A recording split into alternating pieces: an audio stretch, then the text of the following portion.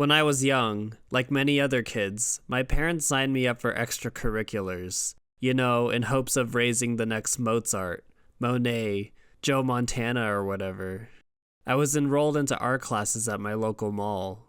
The instructors there tried to teach me to draw still lifes, animals, and whatnot, but I, being the stubborn kid, would only cooperate if I could learn to draw my favorite video game characters. I found these old scribbles again at my parents' house, and it brought back memories of drawing just for the pure fun of it. My relationship with art has evolved since then. It became laborious. I had to draw for school, for grades. Drawing out of passion was a hobby that fell out of my life after a while. So when October rolled around this year, I was reminded, as I am every year, about the Inktober Drawing Challenge, something I had attempted in the past, but could never find the resolve to get through. I had always viewed Inktober as yet another checklist to complete, another task to finish. However, this time around, I saw it as a way to relive the childlike delight of drawing the characters from my favorite game. A way to reignite a lost passion, to exercise some dormant muscles gathering dust on the shelf in my armoire of random skill sets. This time, equipped with my newfound interests, instead of drawing Pokemon and Puffles, I would instead try to draw magic art. A short reminder for those who don't know what Inktober is. It was a drawing challenge created in 2009 by Jake Parker, as a means to help artists develop positive drawing habits and improve their skills. Each day is given a prompt, and artists create sketches or drawings inspired by that prompt. Now, I want to take the time here to say that I would not describe myself as an artist. I have practice and experience, but nowhere near the level of being able to use it in a professional setting. My skills are serviceable at best for being used casually in projects such as this. This video is not meant to tout my drawing talents, if that's what you'd like to call them. Rather, I want this video to be a way to express my love for Magic's rich art and world building, and inspire others to find unique cards that speak to them as much as these did to me. With that being said, I present to you 31 frames and 31 Magic cards.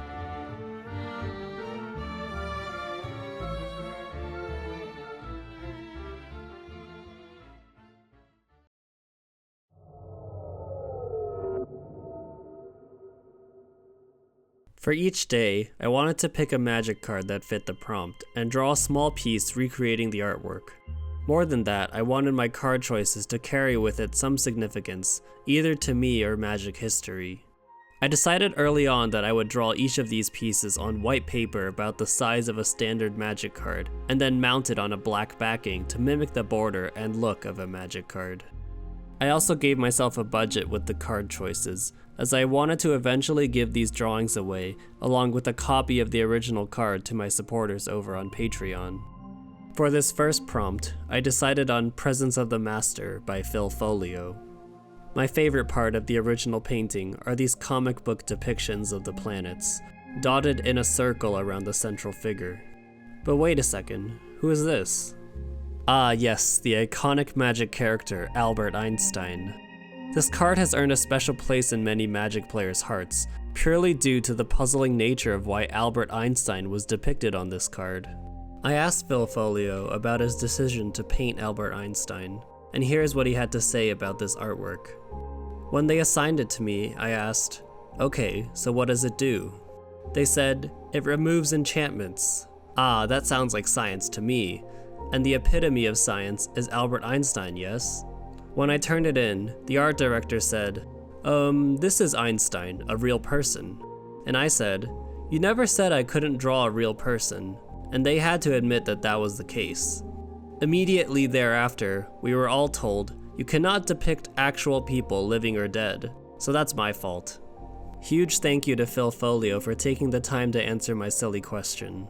Your response solved the mystery we all had on our minds. Here's my drawing for this first panel. I think he looks more like Urza now than Albert Einstein. Also, I think he doesn't look quite stern enough, and the eyes might be spaced a little far apart. For my first drawing, I'll admit it's a bit amateurish, but hopefully you'll see some marginal improvement from me as this video goes on. And Mr. Foglio, if you're watching this, I hope you approve of my little drawing.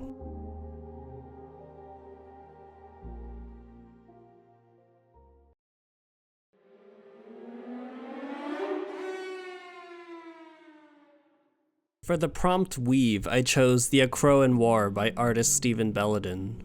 I decided on this card because I really wanted to appreciate how Belledin translated the medium of tapestry into the traditional medium of magic, paint. There's a lot to unpack about this work.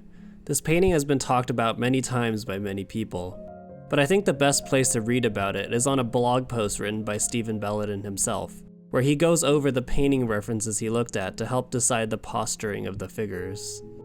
Personally, the technique behind the paintings is the most fascinating part to me. The immaculate amount of technical detail to create the illusion of looking like a woven tapestry is breathtaking. Underneath all the paint is 3 layers of gesso to create the fine grainy texture that runs throughout the canvas. 1 layer horizontal, a second one vertical, and a last layer horizontal again, quite literally weaving a layer of gesso to create an impression of woven fabric, upon which Belledin would paint. The impossibly thin, exposed warp threads, stretching to the bottom of the loom, was an effect achieved by using an X-Acto knife to carve through the paint and reveal the gesso underneath. My ink drawing was pretty simple this time around. I depicted one of the soldiers in the center panel of the tapestry. I added the framing to the drawing to make it feel like a piece from Theros. I used a very thin micron to try and add a horizontal texture to the lighter areas of the figures, but I'm not sure I liked how it came out. It looks more like a poor attempt at shading than a woven fabric texture. I think if I were to do it again, perhaps I could have taken some creative liberty and left the bottom unfinished, adding those warp threads like in Stephen Belledin's painting.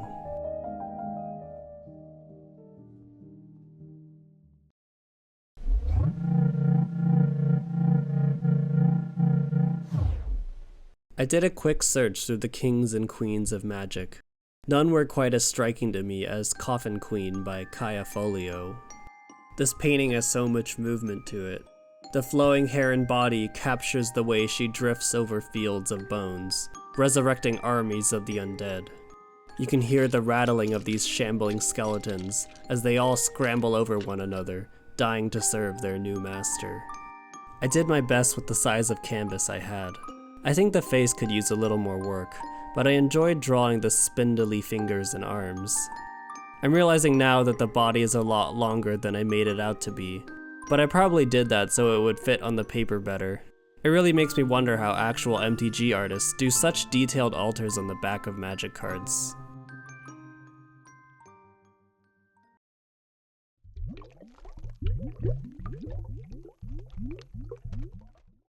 Emerging from the murky waters of the Gurmag swamp is Gurmag Angler. The flavor text conveys so much world building. It captures this horrifying power in the swamp that can animate any rotting corpses lost to its mire.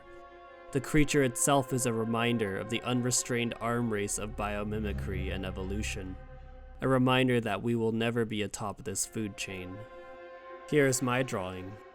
I might go back and finish the upper background on this if I have more time, but I really like drawing its horrifying teeth and lumpy skin.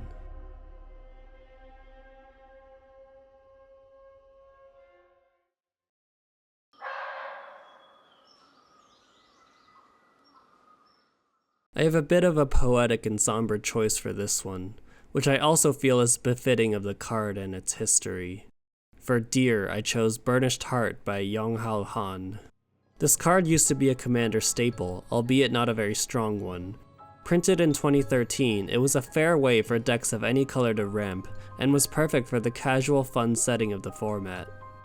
But as Commander has slowly evolved into the most popular way to play Magic, with a stronger focus towards building efficient deck lists, Burnished Heart and many other cards slowly got cut from more and more decks, trending towards inevitable extinction. And yet, the card still exists, solemnly standing in the forgotten pile of cardboard bulk that grows ever larger as the power creep sets in. Like the flavor text says, this card is forced to wander mortal realms forever, its ears perking up whenever a benevolent deck builder decides to throw in a Burnished Heart for old time's sake. Drawing this card also felt quite fitting. The Burnished Heart is a simulacrum of a living creature, and my drawing is another step removed from the real thing. A simulacrum of a simulacrum. I used very loose pen lines to create a sketchy schematic-like feel to it, like a blueprint. The head was a little small at first, so I had to bulk it out with some thicker pen lines.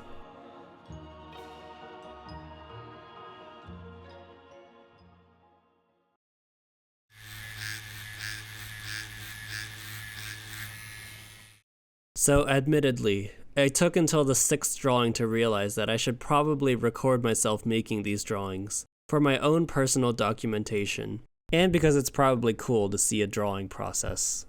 I didn't end up recording each drawing after this because A, I don't have a very good setup, and B, some required me being up close to the paper to get all the details right, thus obscuring the camera view. But for this first time lapse, and for this prompt, I chose Pithing Needle by Ovidio Cartagena. For my drawing, I decided on a landscape approach, so I could capture the horrifying length of the needle, and the visceral way the hooks tug at the skin. Pithing is a precise act, and a very gruesome one at that, used to immobilize or kill animals by inserting a metal rod into their brain. In Magic, the Pithing Needle requires you to name a card, and immobilize all abilities of said card. Using this card properly requires extensive knowledge of the opponent's deck, as well as gambling on what cards they might already have in their hand.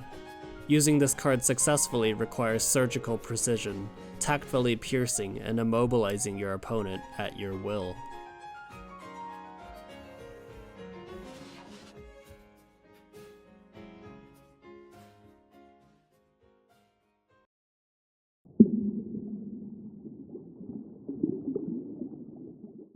We arrive at one of the first challenging prompts. I could not conjure up a card that represented the word Starfish and held some significant importance. Eventually, with some leniency, I decided on High Tide by Amy Weber.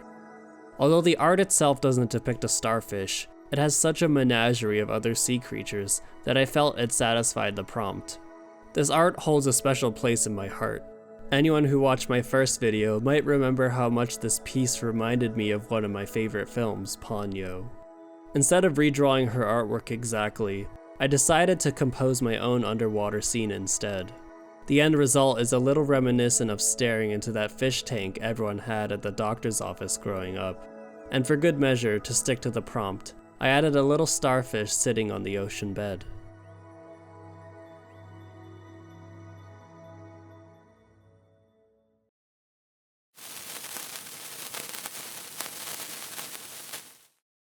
There is little more reckless in Magic than goblins. Their lack of concern for their own well-being, as well as one another's, is boldly portrayed in the art of Goblin Grenade by Kev Walker. The card's mechanics perfectly reflect the art. It's simple and flavorful. Here's my drawing. I think I'm getting a little better at shading. I definitely messed up on the nose, but building up the hatching on the arms and legs was deeply satisfying.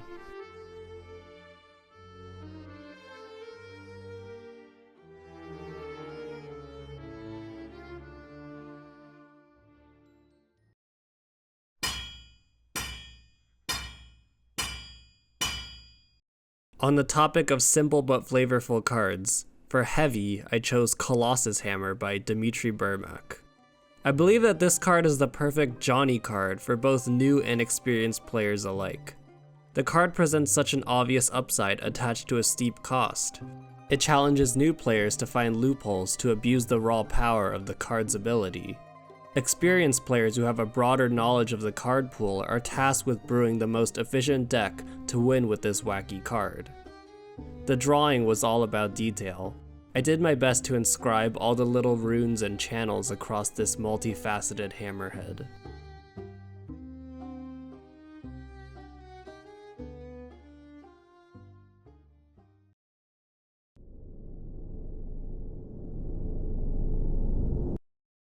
I decided on another iconic Kev Walker piece. This is Wrath of God. This painting is utterly terrifying. All becomes dust before the blinding light, an imagining of God's true form in a way that we might understand it. Is it roaring, or is there a deafening silence? How quick was the devastation? My interpretation is that this is a mere snapshot before everything was disintegrated in a split second. I noticed that the longer you stare at this painting, the more figures you see being vaporized in the distance. I made the choice for this drawing that I would use more alcohol markers to capture all the hues of gray and cream. I did the best I could to do this painting justice, and I feel like this came out alright.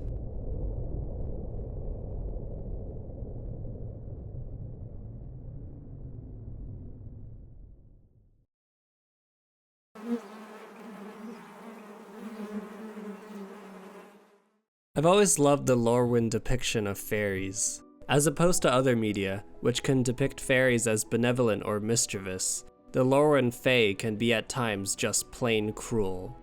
Their insect-like appearance reflects their pest-like nature, hence we arrive at Pestermite by Christopher Moeller. The way it slices at the giant's nose, that's definitely gonna sting. I also like how they don't have their own stingers, but rather use something akin to a thorny stem to prick their foes. I don't do a lot of full figure drawing, so this was good practice. I messed up the face a little. Everything was so small and I didn't have a fine enough pen tip, but everything else I'm happy with. Drawing the hair was probably my favorite part. I'm happy with the layering, and also this little detail here, where you can see the silhouette of the hair behind the translucent wing.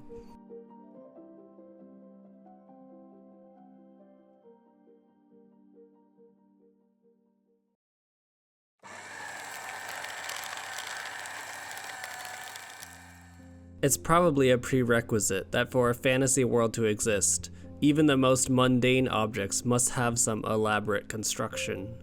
On Ravnica, I found this in the card Codex Shredder by Jason Felix. It's just a paper shredder for crying out loud, albeit it can shred things quite thicker than paper. It requires a bit of bravery to use this machine, I must say, having to stare down its wide grimace, steel teeth, and lifeless eyes. The geometry of this piece was super difficult to get right. Only now am I fully comprehending the texture of its chiseled stone surfaces.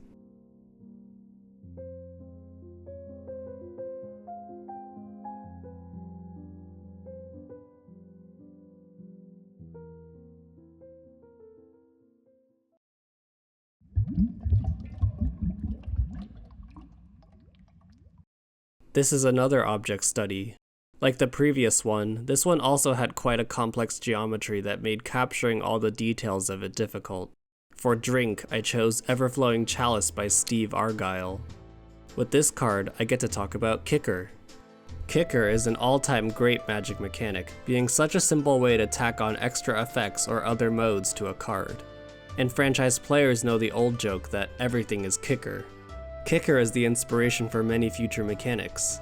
Any type of effect that gives you a bonus for a cost is just a variation of Kicker. Overload is Kicker, since you pay an additional cost and then the spell targets each thing instead of just one. Cleave is Kicker, since you pay an additional cost to alter the spell's effect. Buyback is Kicker, since you pay an additional cost and you get the card back after you cast it. The joke comes full circle with multi-Kicker, allowing you to pay the Kicker cost as many times as you want. For my drawing, I had to cut a couple of corners on the detailing, since a lot of it was too small to get right. The base of the chalice really got me.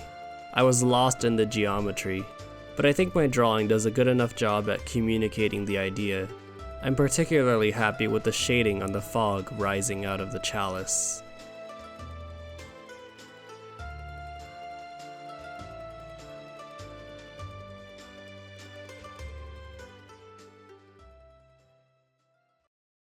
This next one talks about some sensitive topics related to death.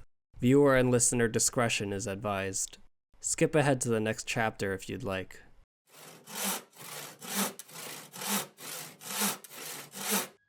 For trunk, instead of drawing an elephant or a treasure chest, I decided to draw a tree. This is Tree of Redemption by Vincent Proce. This card has a twisted beauty about it. The tree holds the power of absolution. It means that even for the damned, this tree might grant their souls peace. It serves as a memento mori, the tree itself along with the hanging nooses, a way to remember each person executed on this tree's sin-bearing branches. In my drawing of Tree of Redemption, I put a lot of emphasis on the flower petals, which started to look like blood droplets as I kept adding more. I definitely feel that that was the intention of the original painting. to remind you in a tranquil way that this is a site where blood has been spilled.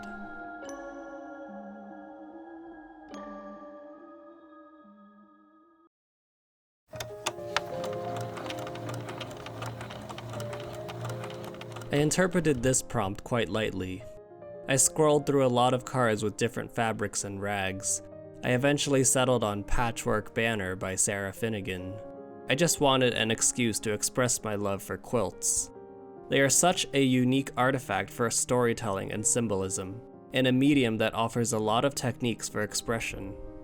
Although none of the fabrics in this painting are what I would describe as ragged, one could imagine these banners accumulating wear and tear as they are passed down from generation to generation, as quilts often are. Being hung up outside all the time, I would also presume that the weather would age these fabrics, eroding away its color and structural integrity. This artifact in particular, the Patchwork Banner, is a vibrant representation of the idyllic and harmonious lifestyle of the animal folk on Bloomborough. All of my drawings up until now have been largely limited to one color and its different hues. But for this one, I really wanted to color the whole thing to capture its chaotic beauty.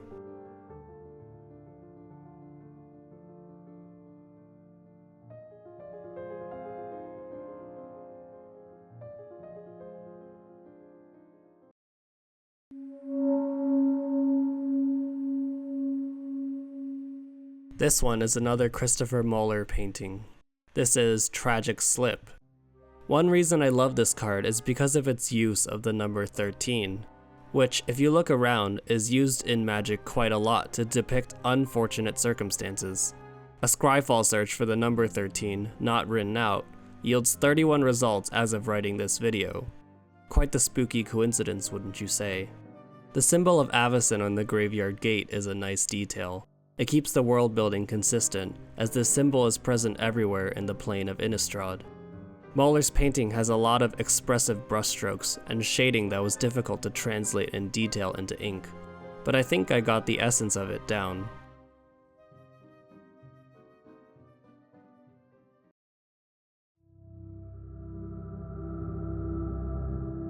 I chose a card that embodies the ornate aesthetics of the artificer's work on Avishkar. Avishkar is a plane where magic is not innate, but rather fabricated. Machines are designed for both function and form. Every view of the plane is laden with spun threads of curved gold, impossibly thin and detailed. The wealthy integrate these machines into every part of their lives. This intricate motif is of course present on The Key to the City by Sean Murray, an object symbolizing the highest honor given to those who earn the city's respect. I love its convoluted and perplexing layers of spinning gears and decorative gemstones. For my drawing, I just wanted to capture as much of the detail embedded in this key as possible.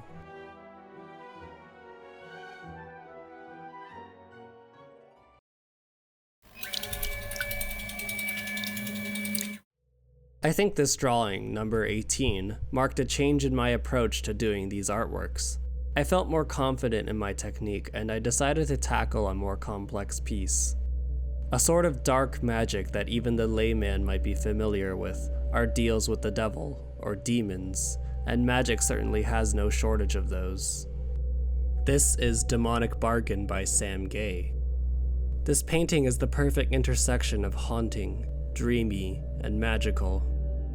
It's not too literal in how it represents a demonic bargain. It almost reminds me of the Strixhaven spellbook series, showing spells being cast for the first time.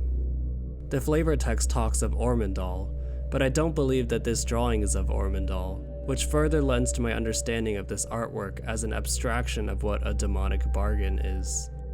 Redrawing these artworks really helps you understand them in a more intimate manner. The structure and texture of the horns, everything is so wavy.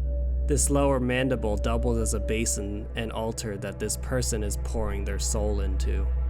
If you count the number of wisps in the original artwork, you arrive at 13, a clever reference to the card's mechanics. I didn't have a highlighter pink marker to color the drawing, so I made do with a warm pink and red highlights. This is definitely my favorite of the cards I've drawn so far.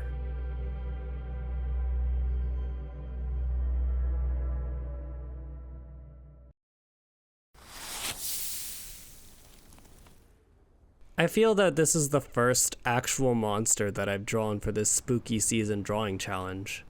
Gurmag Angler, although terrifying in concept, is depicted with a more grotesque art than terrifying. For Arctic, I chose the infamous Lurgoyf by Pete Venters. Lurgoyfs have an interesting property in that their power and toughness are almost never defined. Each type of Lurgoyf are specialized scavengers, feasting on their preferred sustenance to grow strong. The more of that specific type of food in the graveyards, the stronger the Lurgoyf becomes. I've always found the way the Lurgoyf mouth grasps at the frozen man's head to be absolutely nauseating. It seems like it's trying to drain whatever energy is left out of this cold cadaver. The lifeless corpse is dead, but it's still screaming. My drawing started out very hesitant again, given the complex muscle structure of this horrifying beast, but I think I got it pretty close, and I really liked how the snow turned out.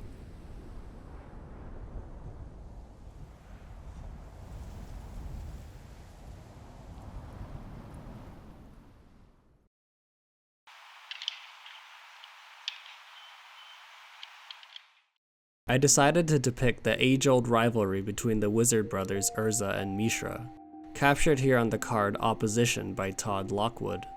When this card was reprinted in 7th edition, it gained the flavor text, "Exhausting a wizard can be exhausting work." Opposition is a battle of attrition, hard-fought and arduous, reminiscent of the decades-long Brothers' War. Drawing this one was really tough. I am not good at doing faces, especially when they have to be as recognizable as Urza and Mishra. I think I'll have a chance to redeem myself with a later drawing though.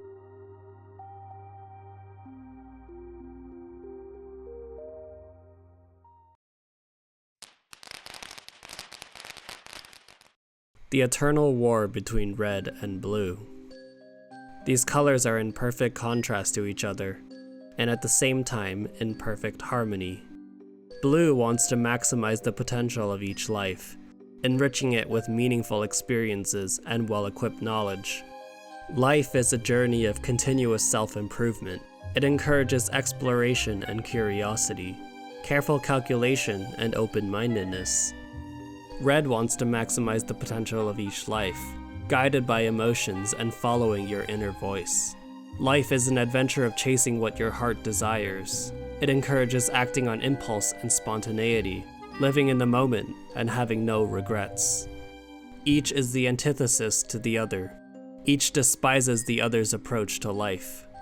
These red and blue hate spells and the other cards like it distill that spite into raw magical energy. I chose Blue Elemental Blast by Richard Thomas, one because of my obvious affinity for blue, but I also particularly like the composition and how the blue wave pierces through the cloudy vermilion sky.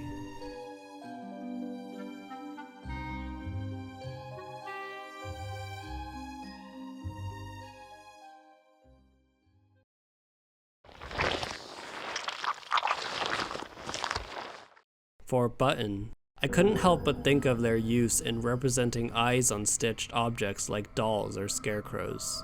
This is Scarecrow from The Dark by Anson Maddocks. The dark is drenched in dereliction everywhere you look. Underneath every image is something even more sinister. Scarecrow preys on that fear, that the inanimate objects around us can somehow harbor ill intent. They resent us for bringing them into this world without purpose. There was more malice in its button eyes than should have been possible in something that had never known life. This wicked grin says it all. For this drawing, I focused on the cross-hatching of the burlap fabric of this patchwork face. I felt that this one didn't need any color to express itself.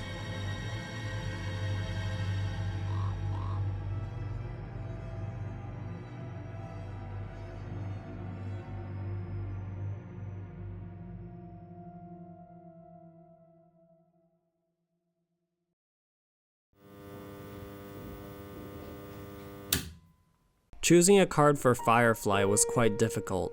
Similar to Starfish, I couldn't quite come up with any iconic cards that had a firefly in them. I came across Whisker Quill Scribe while going through the Scryfall art tagger for Firefly, and was confused why it was there. until I saw that the desk lamp was a Firefly. This little detail made me fall in love with the plane just a little more. It's such a clever way to show the coexistence of life in Bloomborough. I ended up choosing Early Winter by Andrew Marr as my mouse and Firefly duo. As the nights get longer and we inch closer towards the holiday season, this card evokes that feeling of braving those blisteringly cold winds. This one was such a trust the process for me. It didn't look quite right ever, and I just hoped that adding in the dark background would clean up any mistakes I made. I'm really happy with how the shading turned out on this in the end.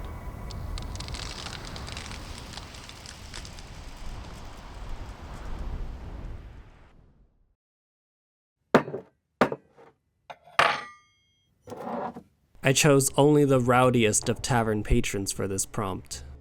This is Food Fight by Filipe Pagliuso. It captures the moment when all hell broke loose between the dwarves and the redcaps during the grand ball at Delverhof. The story behind this conflict and its long-lasting history can be found spanning multiple cards from the Wilds of Eldraine set. My favorite bit of trivia for this card is the Scryfall notes entry that reminds the player, whatever you do, don't eat the delicious cards.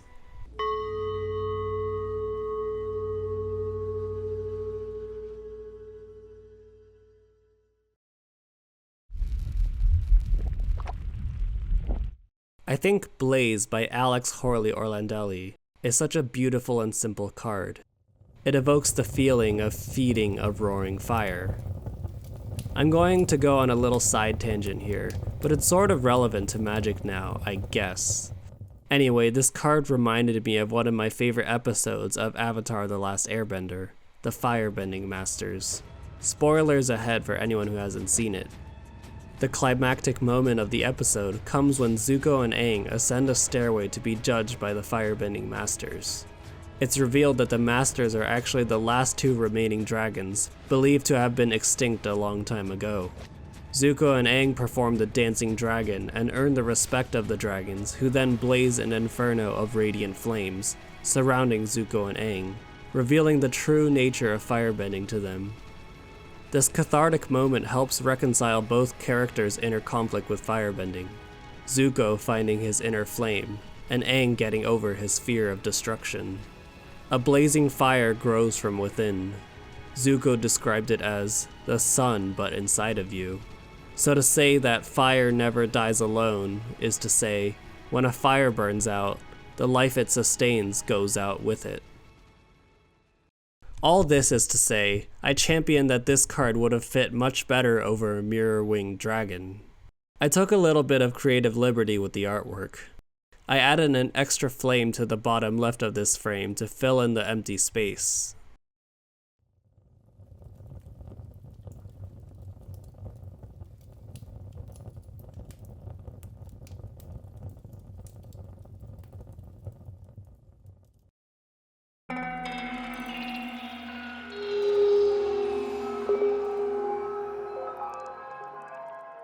This card has ironically been brought to the forefront of everyone's minds by the surging popularity of the Forgetful Fish format created by Nick Floyd. In my own playgroup, we have many Dandan players, each who bring their own deck lists. Redrawing this piece and trying to fit it on the page, I definitely made the head way too small. It looks kinda scary and I kind of hate it.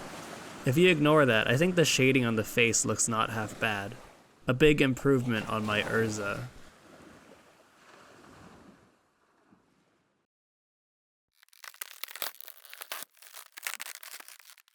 This one was tricky. I mean, what was I supposed to do for Onion? A food token?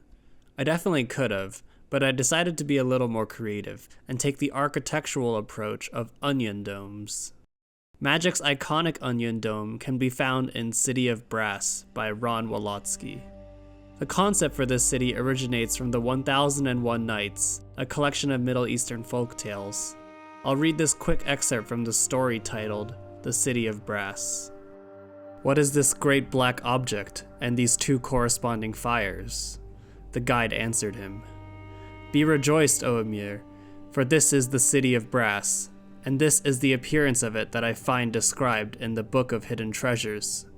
that its wall is of black stones, and it hath 2 towers of brass, which the beholder seeth resembling 2 corresponding fires, and thence it is named the City of Brass.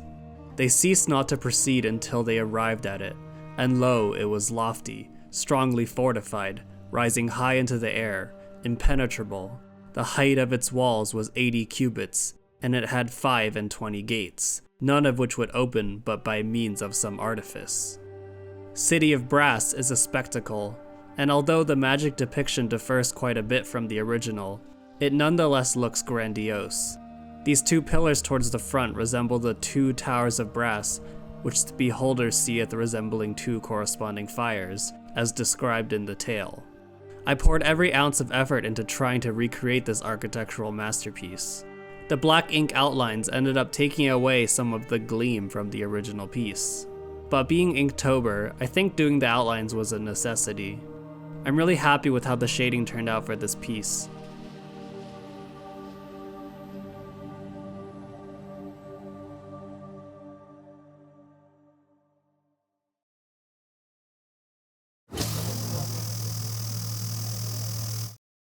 Anyone who is a fan of magic art knows about this masterpiece by Stephen Belledin. I'm talking, of course, about Surgical Extraction, a card that encapsulates the cold, precise, and visceral imagery of the Phyrexian philosophy. This husk rests on the surface of what was formerly the surface of Mirrodin, now known as Murex. In the original artwork on Stephen Belledin's website, a sliver of light hangs high above, a remnant of what used to be Mirrodin's sky, now covered by the glorious facade. Drawing this artwork was deeply unsettling, having to draw this prone and lifeless body multiple times, the glistening oil dripping from the freshly removed spine.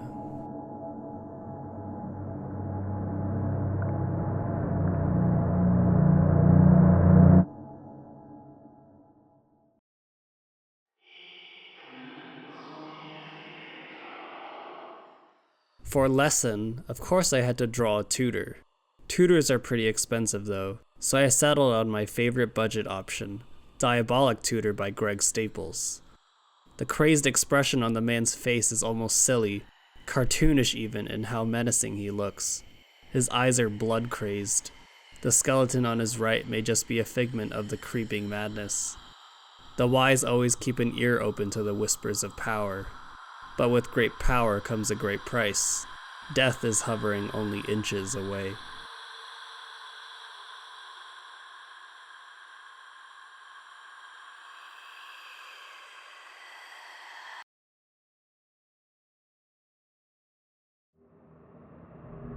The only perfect world is an empty world, with no one to sin or wage war. So reads the flavor text on Barren Glory by Dave Kendall. Magus of the Disc refers to this card from Time Spiral, who wants to follow in the footsteps of Nevinyrral. When Urborg was under siege from the Bogardans, Nevinyrral, in his final act of spite, used all of his remaining power to detonate his phylactery, vaporizing everything in its blast radius.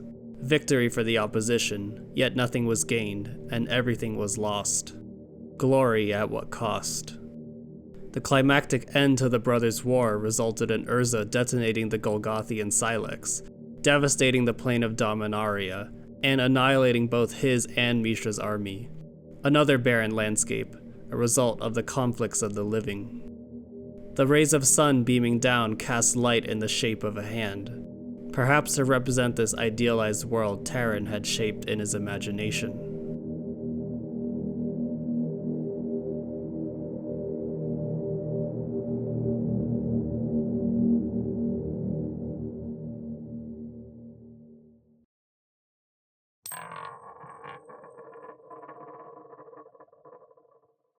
Thank you to all who've made it this far. You all deserve an award. This has been my most ambitious project yet, and I appreciate you for taking the time out of your day to listen to me ramble. I want to end this journey with a hopeful and inspiring note. Relic of Legends by Titus Lunter is a redrawing of Donato Giancola's Coalition Relic, a symbol of the resistance of Dominaria's coalition against the Phyrexian invasion. a symbol of when a plane's existence came together to fight for a greater cause. The flavor text says, "If the worst parts of history can repeat themselves, it stands to reason that the best parts can as well. Magic has the ability to bring people together, like this relic represents."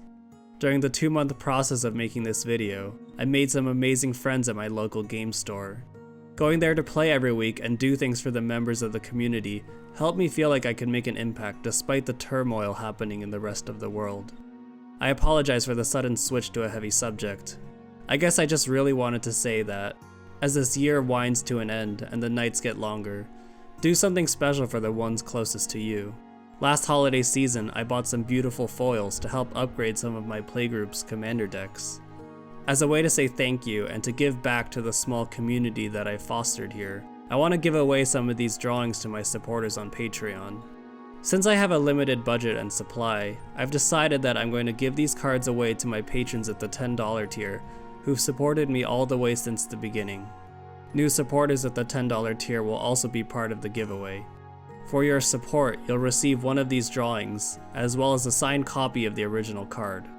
I'll have more details about this in a post on the Patreon. Thank you all for making this channel possible.